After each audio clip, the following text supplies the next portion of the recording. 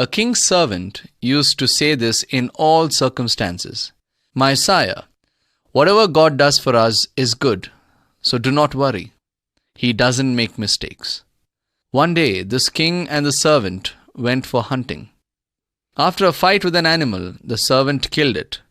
But in this whole fight, the king had a finger cut off from him.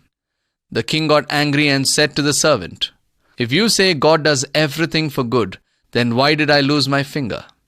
For which the servant replied, "I am still telling you the same, sire. God does not make mistakes." In frustration, the king ordered the servant to be locked up in the prison. While on the way to the prison, again the servant shouted, "My sire, God is good, and he will do everything perfect." After some weeks, the king went out hunting with some of his friends from the palace. This time, some tribals caught the king and took him as a sacrifice to their gods.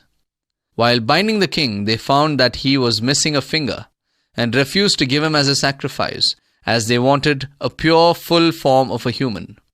Finally, realizing that there is a God, the king came running back to the palace and released the servant and said to the servant, "Whatever you told is true. But while going to the prison, you shouted, 'God is good and he does not make mistakes.' How is that?" The servant replied, "If you had not put me in prison, they would have caught me after checking you had flaws, and they would have sacrificed me. Since you put me in prison, I am alive." Yes, my dear friends, God is good, and whoever trusts in God will always be protected like an apple of God's eye.